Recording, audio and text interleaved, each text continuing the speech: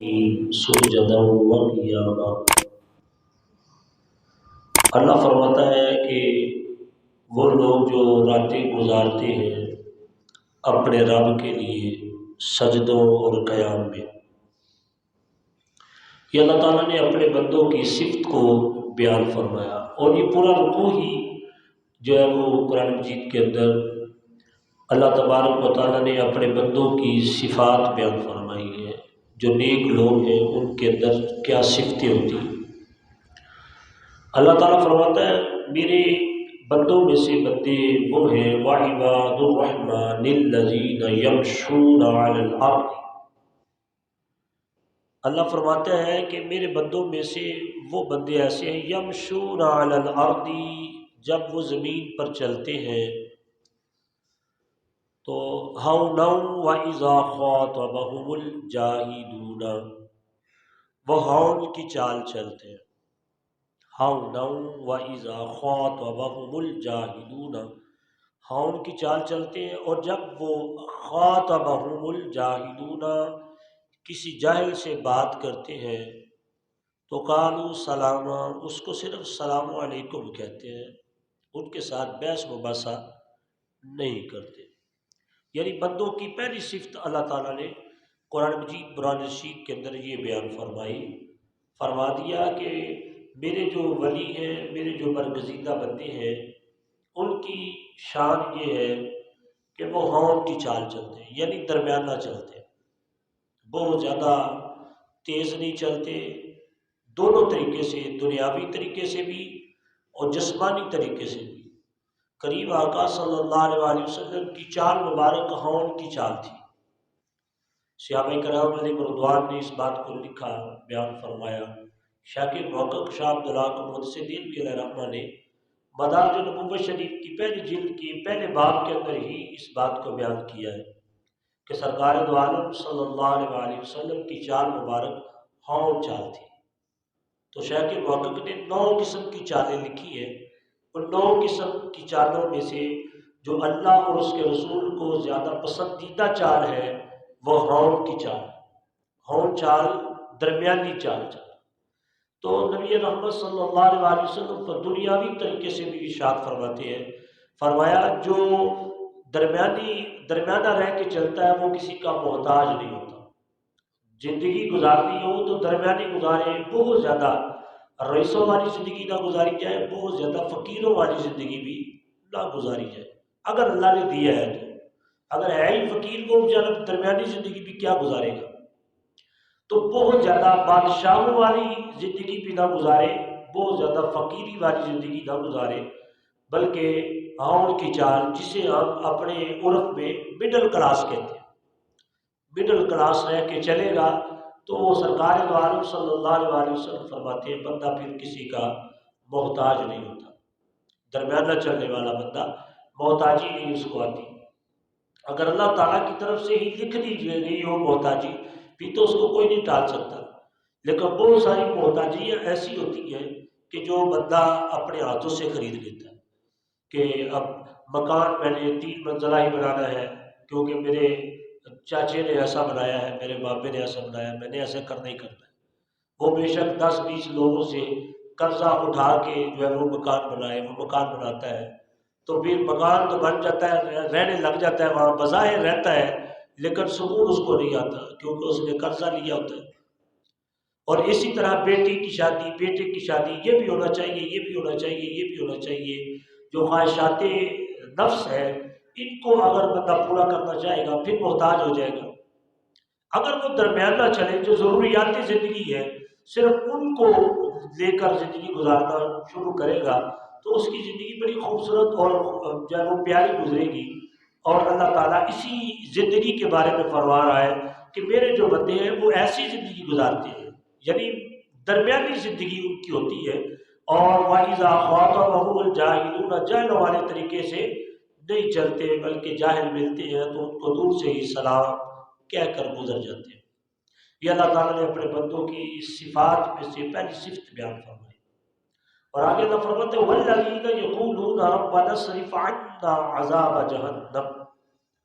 وہ لوگ یقولون کہتے رہتے ہیں، کس سے؟ ربنا،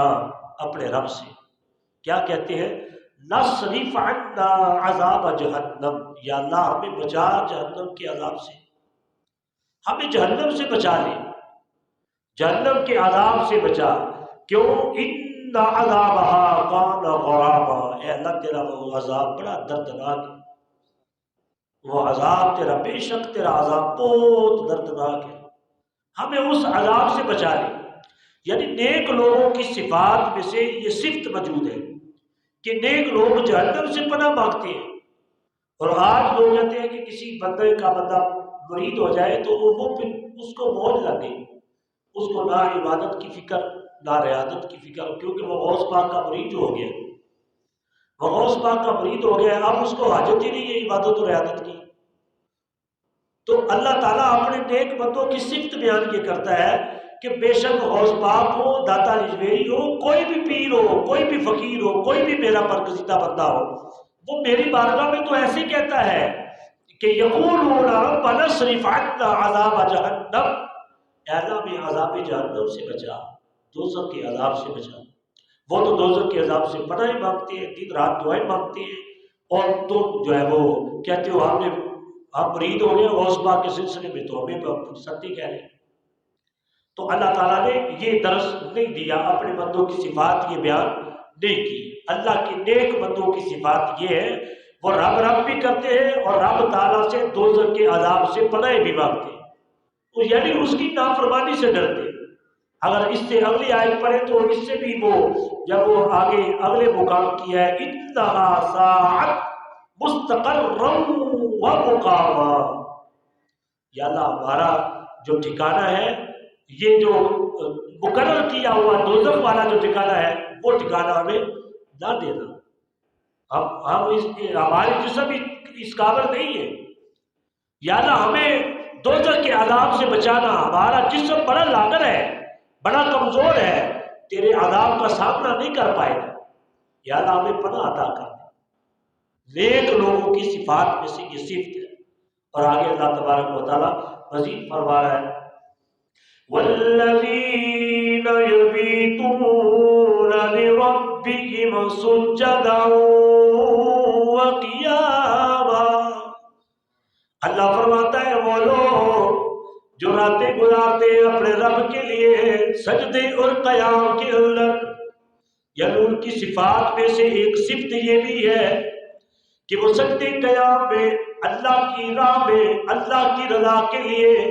سجدے قیام کے اندر راتوں کو بسر کرتے ہیں، یعنی تہجدیں پڑھتے ہیں، نوافل ادا کرتے ہیں، رات کو شب بیداری کرتے ہیں،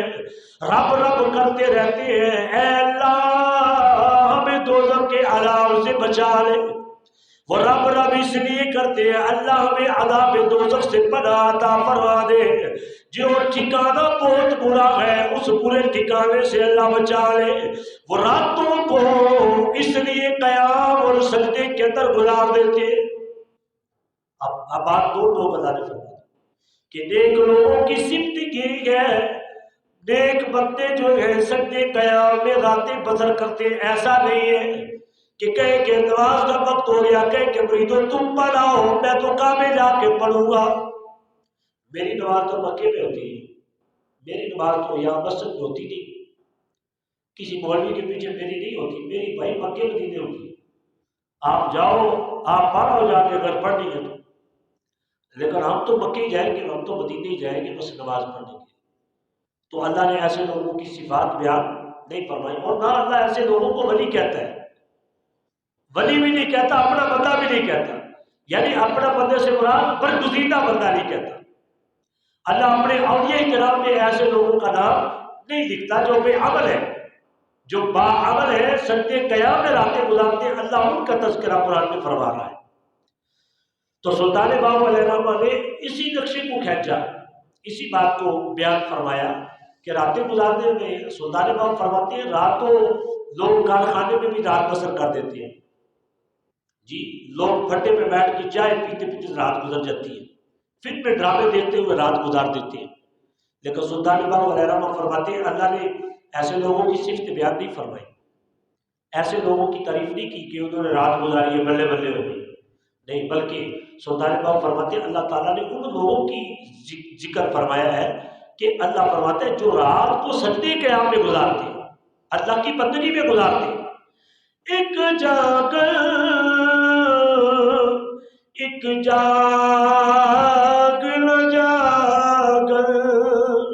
ایک جاگ دیا ستے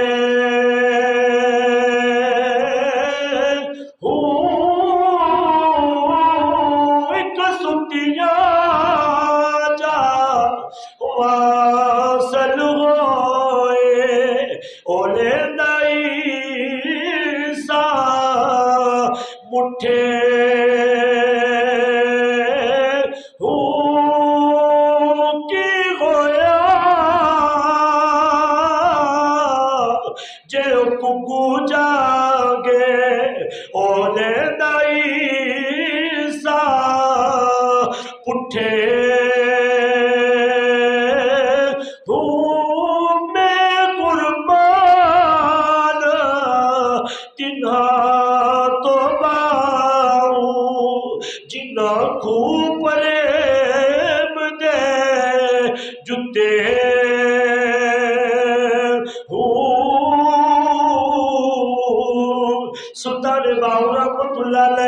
آپ فرماتے ایک لوگ رات گزارتے کارخانے میں، فیکٹری میں، ایک رات فلمیں ڈرامے گزارتے ہوئے گزار دیتے، گاڑیاں بکتے ہوئے گزار دیتے۔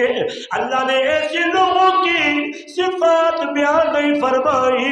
بلکہ اللہ فرما رہا ہے ہم تو ان کی صفات بیان کرتے ہیں جو محبت کے خوب پریم کے جوگی کرے، جو محبت والی پید جوڑ کے کھڑے ہیں۔ اس لیے اللہ فرماتے ہیں والذین یبیتون لربہم سجدا وقیاما، وہ لوگ جو راتیں گزارتے گئے اپنے رب کے لیے سجدے قیام کے اندر۔ مزید اللہ نے ارشاد فرمایا چوتھی پارہ کے اندر اللہ فرماتا ہے الذین یذکرون اللہ قیاما وقعودا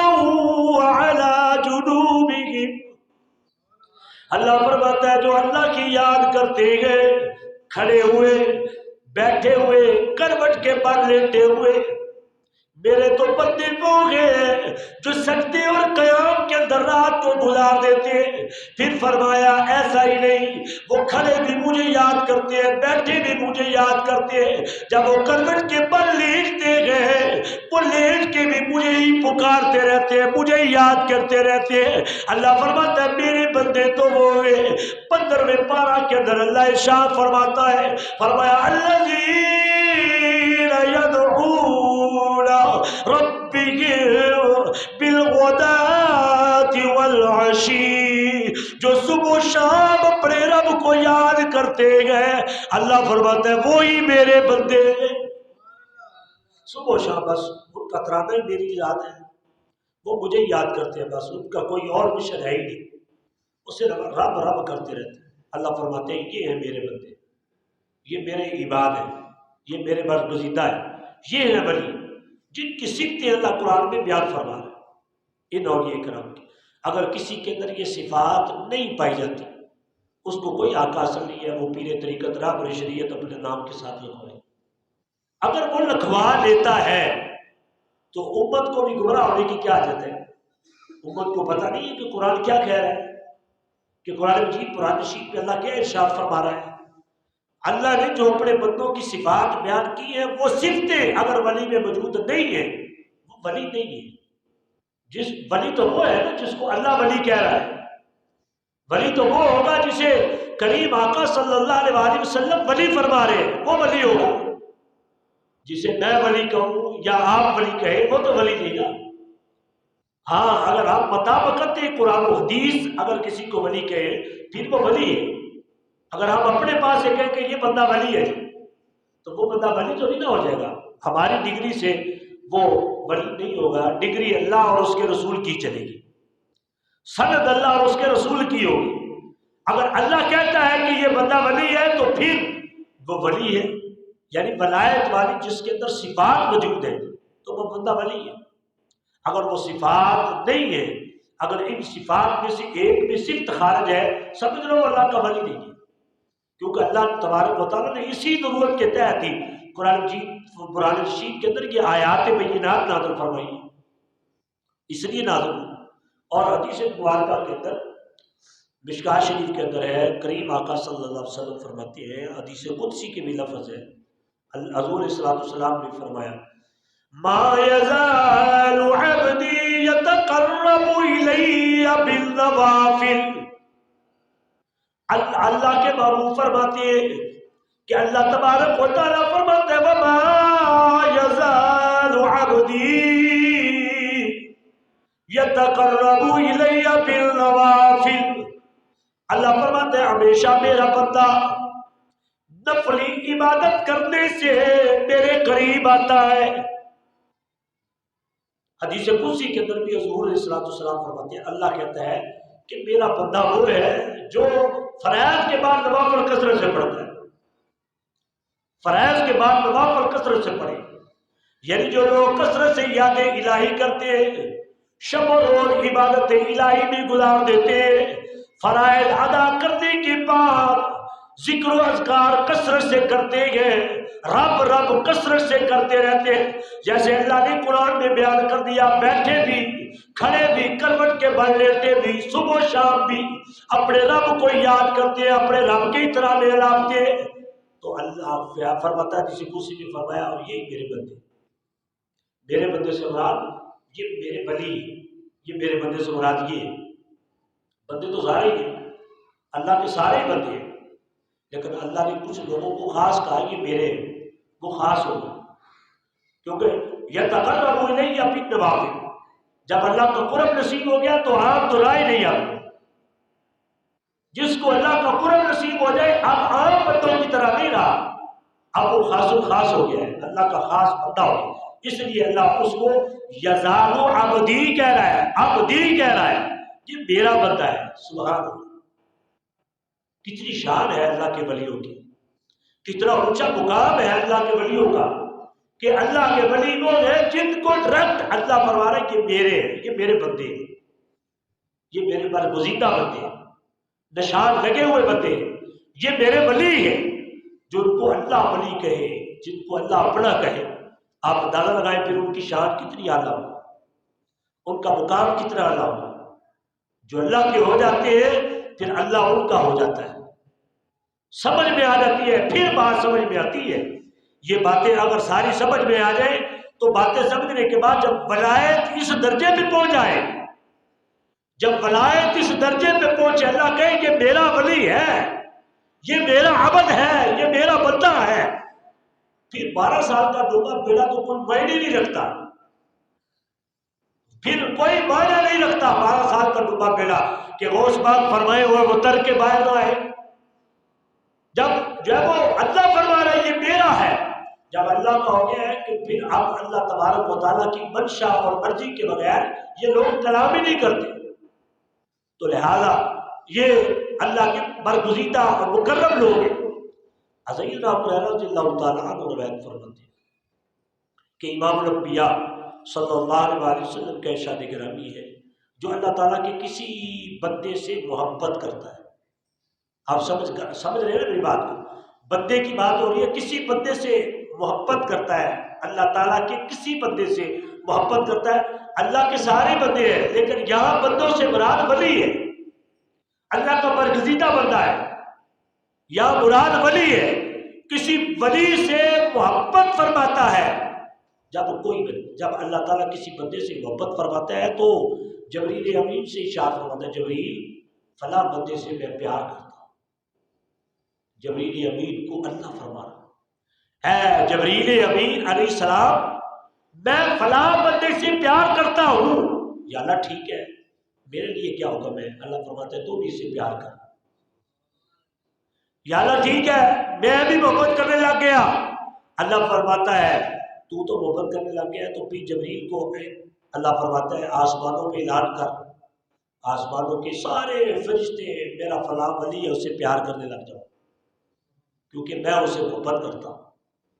کیوں اس سے محبت کرتا ہے؟ کیونکہ یہ وہ بندہ ہے جو سجدے قیام میں رات کو بسر کر رہا ہے، کیونکہ یہ وہ بندہ ہے جو کھڑے بھی، بیٹھے بھی، لیٹے بھی اللہ کو یاد کر رہا ہے، یہ صبح و شام اللہ کی پاکی بیان کر رہا ہے، یہ دعا مانگتا ہے اے اللہ مجھے دوزخ سے بچا لے، بس میں وہ تیرا عذاب برداشت نہیں کر سکتا۔ یہ وہ بندہ ہے، یہ وہ بندہ ہے جس کے بارے میں اللہ جبریل امین کو کہتا ہے آسمانوں پہ اعلان کر میں فلاں بندے سے پیار کرتا ہوں۔ تو یاد اعلان ہو گیا، آسمانوں والوں کو کہہ اللہ فلاں بندے سے پیار کرتا ہے، تم سارے اس سے پیار کرنے لگ جاؤ۔ آسمانوں والوں کو حکم ہو رہا ہے جبریل کے ذریعے سے، سارے فرشتے جتنے آسمانوں پہ ہیں سارے کے سارے اس اللہ کے برگزیدہ ولی سے پیار کرنے لگ جاتے ہیں۔ تو سرکار فرماتے ہیں پھر کیا انعام ملتا ہے اس اللہ کے ولی کو؟ پھر انعام یہ ملتا ہے آسمان والوں کی برکت سے، ثم یودع لہ القبول فی الارض، یہ بخاری شریف کے لفظ ہے۔ سرکار فرماتے ہیں جب آسمانوں کے فرشتے سارے اس بندے سے پیار کرنے لگ پڑتے ہیں تو اللہ تبارک و تعالیٰ کے ان ملائکہ کی برکت سے زمین والوں کے دلوں میں بھی ایسے بندے کی محبت پیدا ہو جاتی ہے، زمین والے لوگ بھی اسے مقبولیت ہو جاتی ہے۔ اس کی پہلے مقبولیت کا ڈنکا آسمانوں پہ بجتا ہے، آسمانوں والے قبول کر لیں تو پھر زمین پہ مقبولیت کا ڈنکا بجتا ہے۔ لاکھ کو کہے کہ غوث پاک کچھ نہیں، اجی داتا صاحب کچھ نہیں، خواجہ صاحب کچھ نہیں، لاکھ کہتا رہے، لیکن جب اللہ اس سے محبت کرتا ہے، جب اللہ کے فرشتے جبریل اس سے پیار کرتے ہیں تو یہ ہو ہی نہیں سکتا کہ کوئی ان ایسے لوگوں کی محبت لوگوں کے دلوں سے نکال دے، یہ ہو ہی نہیں سکتا۔ جتنی مرضی جتنے بھی بکواس کرتی ہے اپنی آخرت تباہ کرتی، اگر ایسے لوگوں کی بارگاہ میں ہلکا جملہ بولنا ہے تو اپنی آخرت کو برباد کر رہا ہے۔ تو لہذا نبی رحمت صلی اللہ علیہ وسلم فرماتے ہیں کہ آسمان والوں کی برکت سے بھی زمین پہ مقبولیت ہو جاتی ہے۔ غوث پاک کا نہ ہم نے زمانہ دیکھا، نہ ہم نے وقت دیکھا، اور 250 سال گزر گئے آج غوث پاک رضی اللہ تعالیٰ کو 250 سال، یعنی 875 سال آپ کو وفات پائے گزر گئے، دنیا سے گئے ہوئے گزر گئے۔ اس دفعہ 875 عرص مبارک تھا حضور غوث اعظم رضی اللہ تعالیٰ کا، اور 950 سال سے زیادہ عرصہ داتا علی اجویری کو ہو گیا ہے گزر گئے۔ حضرت غوث پاک کا فرمانے کی شان ہے، حضرت غوث پاک فرماتے ہیں اگر میں داتا علی اجویری کا بظاہر زمانہ پا لیتا تو حضرت داتا صاحب کا میں پہلے مرید ہو جاتا، یعنی اتنے بڑے پیر تھے حضرت داتا علی اجویری رضی اللہ تعالیٰ۔ تو حضور غوث اعظم رضی اللہ تعالیٰ فرماتے ہیں میں اگر حضرت داتا صاحب کا زمانہ پاتا تو میں ان کا مرید ہوتا۔ حضرت غوث اعظم رضی اللہ تعالیٰ آج 875 سال کا عرصہ گزر گیا ہے حضور غوث اعظم کو گئے ہوئے اس زمانے سے، لیکن زمانہ آج بھی ایسے یاد کرتا ہے جیسے کل کی بات ہے۔ اس کی وجہ یہ ہے کہ ایسے لوگوں سے پیار اللہ کرتا ہے، فرشتے کرتے ہیں اور جبریل امین کرتے ہیں، اور آسمان والوں کی برکت سے زمین والے بھی ایسے لوگوں سے پیار کرتے ہیں۔ اور حضور غوث اعظم رضی اللہ تعالیٰ انٹرنیشنل شخصیت ہے، یہ نہیں کہ حضرت صرف حضور غوث اعظم رضی اللہ تعالیٰ کو پنجاب والے لوگ یاد کرتے ہیں بس، یا بغداد والے لوگ یاد کرتے ہیں بس، نہیں، بلکہ پوری دنیا کے اندر غوث پاک کا نام ہے، پوری دنیا میں غوث پاک رضی اللہ تعالیٰ کی تصانیف پہنچی، غوث پاک رضی اللہ تعالیٰ کی تعلیمات پہنچی، غوث پاک رضی اللہ تعالیٰ کے تلامذہ پہنچے، شاگرد حضرات پہنچے، غوث پاک کے فتاوی جات پوری دنیا کے اندر پہنچے۔ اگر کسی کی پوری دنیا کے اندر تصانیف پوری دنیا کی لائبریریوں میں اگر ملتی ہے تو اس شخصیت کا نام حضرت شیخ عبد القادر جیلانی رضی اللہ تعالیٰ عنہ ہے۔ پوری دنیا کے اندر آپ کی تصانیف ملتی، تو آپ باقاعدہ طور پہ سبجیکٹ کے طور پہ، تصوف کے طور پہ حضرت غوث اعظم رضی اللہ تعالیٰ کی تصانیف کو پڑھایا جاتا ہے تصوف کے طور پہ۔ تو لہذا حضرت غوث اعظم رضی اللہ تعالیٰ چھوٹی موٹی شخصیت نہیں، صرف خالی کرامتوں والے پیر نہیں ہے، کرامتوں کو ہم مانتے ہیں، لیکن یہ یاد رکھیں کرامت جو ہے وہ ولی کی ایسی ہوتی ہے جیسے آپ مسجد میں جھاڑو لگا رہے ہو تو پیچھے سے گردوغار ہوتی ہے،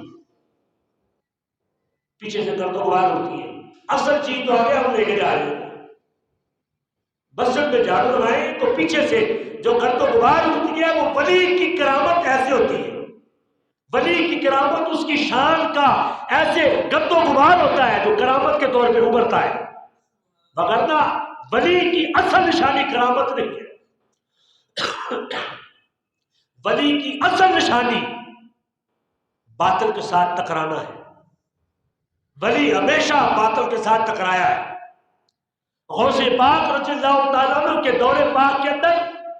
معتزلہ کا بڑا دور دورہ تھا، حضرت غوث اعظم نے ٹکا کے ان کی ٹھکائی کی، اور حضرت غوث اعظم رضی اللہ تعالیٰ فتاوی جات لکھی، تصانیف لکھی۔ آپ حضور غوث پاک کی تصانیف کو پڑھیں، ان کا مقصد کیا ہے؟ جب لوگوں نے تصوف کا انکار کیا، حضرت غوث اعظم رضی اللہ تعالیٰ نے تصوف پہ کتابیں لکھی، کہا کہ تصوف کا انکار نہیں ہو سکتا، تصوف کا انکار کرنا ایسا ہی ہے جیسے اصحاب صوفہ کے جو 70 اصحاب ہیں ان کا انکار کرنا ہے۔ صحابہ کرام کے اندر تصوف موجود تھا، صحابہ کرام کے اندر صوفی صحابی موجود تھے، تو ان کے تصوف کا تذکرہ ہوتا تھا اور ان کی شانوں کو سرکار نے بیان فرمایا ہے، لہذا تصوف کبھی بھی قیامت تک دفن نہیں ہو سکتا، تصوف تصوف ہی رہے گا۔ لہذا حضور غوث پاک نے ایسی کتابیں نہیں لکھی، ان کی وجہ بڑی یہ دیکھیں نا، حضرت ابو درداء رضی اللہ تعالیٰ کے بارے میں سرکار نے ان کے تصوف کو بیان فرمایا آسمانوں کے اوپر زمین اور آسمانوں کے نیچے اور زمین کے اوپر حضرت ابو درداء سے بڑا کوئی صوفی نہیں ہے، حضرت ابو درداء سے بڑا کوئی صوفی نہیں ہے۔ سرکار کا یہ فرمان ہے بخاری کے مسلم میں دیگر کتب کے اندر، سرکار نے فرمایا میرا ابو درداء سب سے بڑا صوفی ہے۔ یہ وہ حضرت ابو درداء رضی اللہ تعالیٰ عنہ ہیں جو فجر کی نماز پڑھتے ہی سلام پھیرتے ہی بھاگ جاتے تھے۔ صحابہ کرام علیہ رضوان نے شکایت کی سرکار کی بارگاہ میں، یا رسول اللہ صلی اللہ علیہ وسلم حضرت ابو درداء رضی اللہ تعالیٰ عنہ عجیب معاملہ ہے، سلام پھیرتے نکل جاتے، ذکر و اذکار نہیں کرتے، وظائف نہیں کرتے بیٹھ کے، جو آپ کے تعلیمات کرتا تعلیم کیے ہوئے جو آپ کے وظائف ہیں وہ وظیفے نہیں کرتے، یا رسول اللہ ایسے ہی بھاگ جاتے۔ تو قریب آقا صلی اللہ علیہ وسلم نے ارشاد فرمایا چلو کل پوچھ لیں گے، یعنی آج ان کا تصوف واضح کرنا تھا، وگرنہ سرکار کو علم تھا کہ حضرت ابو درداء کیوں اٹھ کے چلے جاتے۔ یہ نہیں ہو سکتا جو محبوب جو مصلی نبوی پہ بیٹھ کر عرش کی باتیں بتائے تو اس کو حضرت ابو درداء کے حالات کی خبر ہی نہیں ہے، ایسا نہیں ہو سکتا۔ لیکن سرکار نے اس لیے صحابہ کو بتایا، شریعت ہمیشہ ظاہر میں فتویٰ دیتی ہے، باطن میں فتویٰ نہیں دیتی، شریعت نے ہمیشہ ظاہر میں فتویٰ دیا ہے۔ حضرت ابو درداء اگلے دن آئے، فجر کی نماز پڑھی، نکلنے لگے، سرکار نے فرمایا ہٹ جاؤ، تیرے ساتھی اعتراض کرتے ہیں یار، تیرے ساتھی کہتے ہیں یہ ذکر و اذکار نہیں کرتے، یہ وظائف نہیں کرتے، نکل جاتے ہیں، بہت جلدی اٹھ کے بھاگ جاتے ہیں۔ سرکار کی بارگاہ مقدسہ میں ہاتھ جوڑ کے کھڑے ہو گئے، بندہ نواز آپ کو تو علم تھا، تو یا رسول اللہ آپ کو علم ہے کہ میرے پڑوسی ہے وہ یہودی ہے اور اس کے سیب میں کھجور کھڑی ہے، کھجوریں پک چکی ہے، شام کو کھجوریں، رات کو اس کی کھجوریں جو ہے میرے سیب میں گرتی ہے، بچوں کے اٹھنے سے پہلے جا کے اس کی کھجوریں اٹھا کے اس کے گھر میں پھینکتا ہوں تاکہ کہیں میرے بچے اس کی کھجور اٹھا کے کھا نہ دیں۔ میں پرہیزگاری کرتے ہوئے اس بنا پہ ڈرتے ہوئے جلدی بھاگ جاتا ہوں، کہیں میرے بچے کی آنکھ کھلے وہ کھجور کھا لے تو قیامت کو رب پوچھے وہ تو وہ تو مکلف ہی نہیں تھے تیرے بچے، وہ تو نابالغ تھے، نہ سمجھ تھے، تجھے تو سمجھ تھی، حرام حلال کی تجھے تمیز نہیں دی گئی تھی، تو لہٰذا تیرے بچے نے پڑوسی کی گری ہوئی کھجور کیوں اٹھا کے کھائی ہے؟ یا رسول اللہ اس ڈر کی وجہ سے کہ قیامت کو شرمندگی نہ ہو اللہ کی بارگاہ میں، اس لیے اٹھ کے چلا جاتا ہوں، اس لیے اس کی کھجوریں اٹھاتا ہوں، اس کے سیر میں پھینکتا ہوں، پھر اپنے بچوں کو اٹھاتا ہوں، بیوی کو اٹھاتا ہوں، عبادت و رعایت کرتے ہیں۔ اس کی وجہ یہ ہے، یہ ایسا سرکار نے اس لیے فرمایا آسمانوں کے نیچے زمین کے اوپر حضرت ابو درداء سے بڑا کوئی صوفی نہیں ہے۔ جو حرام اور حلال میں تمیز کرے، جس کے اندر تقوی پرہیزگاری ہو۔ سرکار نے اس کو صوفی کہا، اور حضرت غوث پاک نے جب دیکھا کہ تصوف کے خلاف لوگ ہو گئے، اور آج بھی کچھ لوگ ہیں وہ کہتے ہیں ہمارے فالوور 10 ملین بھی میرے فالوور ہو گئے، ہمیں فالو کرنے والے لوگ 10 ملین بھی ہو گئے، ہم کسی کو کیا سمجھتے ہیں؟ اللہ کے غوث پاک بھی کیا چیز ہے، اور اللہ کے داتا صاحب کیا چیز ہے، خواجہ معین الدین چشتی کیا چیز ہے، کیونکہ ہمارے 10 ملین فالوور ہو گئے۔ میں نے کہا لعنت ہے تمہارے 10 ملین فالوور پہ اور تمہاری گفتگو کے انداز پہ بھی۔ یہ تو وہ اللہ کے ولی ہے جن سے اللہ اور جبریل اور سارے آسمانوں کے فرشتے پیار کرتے ہیں، تو تو نہیں کرے گا تو پھر کیا ہو جائے گا؟ جو ان سے پیار کرے گا سمجھ لے اسی کا بیڑا پار ہوگا، جو ایسے لوگوں سے نفرت کرے گا تو اللہ نے خود بیان فرما دیا، اللہ فرماتا ہے جو میرے ولیوں سے دشمنی کرے وہ میرے ساتھ اعلان جنگ کر رہا ہے، وہ اللہ کے ساتھ اعلان جنگ کرتا ہے، تو لہذا تم اپنا ہی نقصان کرو گے۔ حضور غوث اعظم رضی اللہ تعالیٰ عنہ کی عبادت اور ریاضت، جو آپ بہت بڑے لکھاری، بہت بڑے مفتی، بہت بڑے عالم، بہت بڑے مفکر جہاں تھے، بہت بڑے آپ شیخ الحدیث جہاں تھے، وہاں پہ حضرت غوث اعظم رضی اللہ تعالیٰ عنہ بہت بڑے عبادت و گزار اور زہد و تقویٰ کے مالک تھے۔ ایک مرتبہ ایسے ہوا، حضور شہنشاہ بغداد غوث اعظم رضی اللہ تعالیٰ کعبہ شریف گئے، مکہ شریف پہنچے، مکہ شریف گئے تو آپ کو علم ہے کہ جو اب حالات ہیں خانہ کعبہ شریف کے، جو سید کعبہ کے، حرم شریف کے، وہ حالات اس وقت تو نہیں ہوگے، حالات بدلتے رہے۔ 900 سال پہلے حالات کچھ اور تھے اور اب حالات کچھ اور ہیں، ترقی کر گئے، جدت آ گئی، سارے معاملات آ گئے۔ حضور غوث اعظم رضی اللہ تعالیٰ نے کعبہ شریف کے پاس سجدے کے اندر سر رکھا ہوا،